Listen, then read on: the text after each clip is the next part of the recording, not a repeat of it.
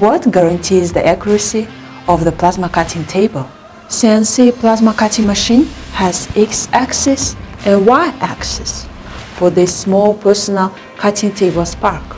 They are the vertical axis and the horizontal arm. The most basic thing to ensure accuracy is to ensure the parallelism of these two axes. It's not difficult to understand that a crooked axis can cut a square into a rhombus. Parallelism must be guaranteed during the assembly. This step is called leveling. We need to ensure the accuracy before the machine is used.